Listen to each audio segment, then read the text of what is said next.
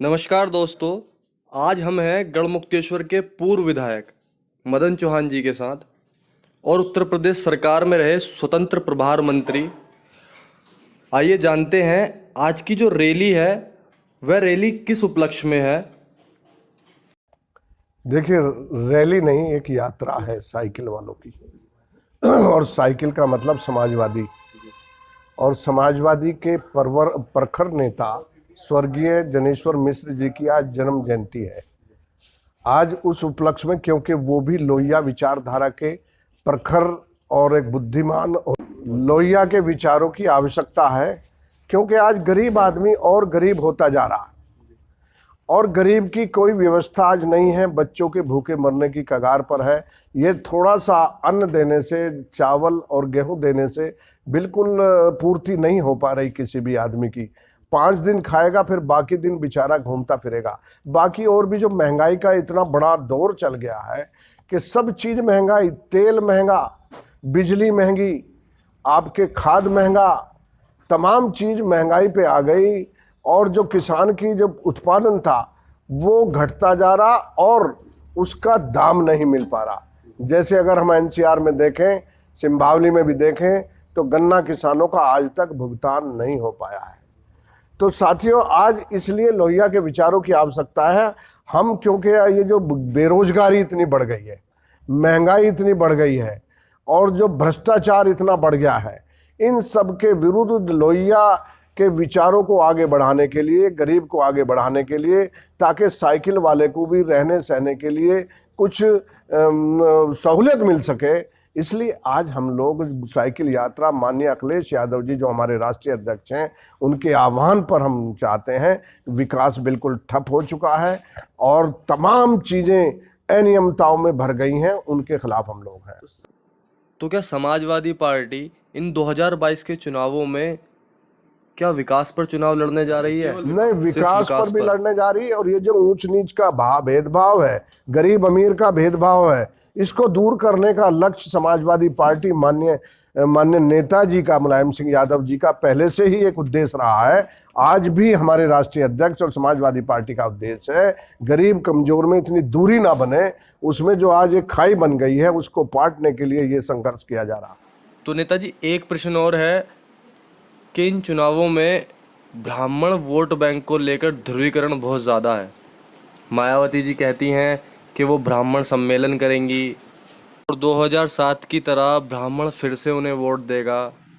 तो आपको क्या लगता है? देखिए, आप ये बिल्कुल साफ देख सकते हैं, मायावती जी ने जो किया उसको ब्राह्मण जानता है और आज कहां पर टिकी हैं, किनके सहारे वो लड़ना चाहती हैं।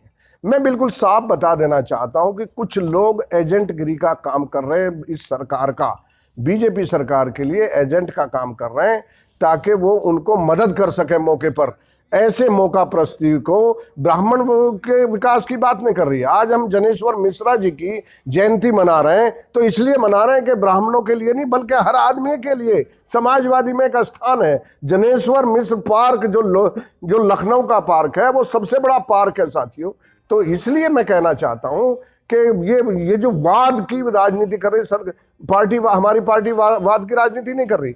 सब जो बड़े अच्छे लोग हैं, अच्छे समाज हैं, सब लोगों को अच्छे समाज की ओर ले जाना चाहती है और ब्राह्मण समाज का तो पहले से आदर किया है, इसमें कहीं दो राय नहीं है। जो भी, क्योंकि जब तक जनेश्वर मिश्रा जी रहे, पार्टी के दूसरे नंबर के स्तंभ रहे, बल्कि मैं तो कहूंगा पहले नंबर के लोहिया विचारधारा के स्तंभ रहे, इसलिए इसमें कहने की आवश्यकता नहीं है। वाद कहां से आ गया? जब आदमी वाद की बात कर रहा है तो खुद वादी बन जाता है वो।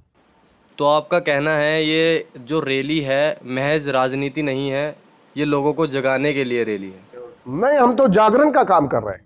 हम जागृति लाना चाहते हैं कि हर आदमी जागे। ये जो सरकार का ये दहशतगर्दी का माहौल है, देशद्रोही बता करके लोगों को प्रताड़ित करने का माहौल है, ये किसानों की जो फसल नष्ट हो रही है, किसानों को गन्ने का भुगतान नहीं हो रहा, तीनों कानून जो आज तक 9 महीने होने जा रहे हैं, सरकार की छाती पर दिल्ली में किसान बैठा है, तो आखिर किसान की समस्या को सुलह नहीं कर पाए तो ये क्या करेंगे? सरकार कुछ नहीं कर पाएगी।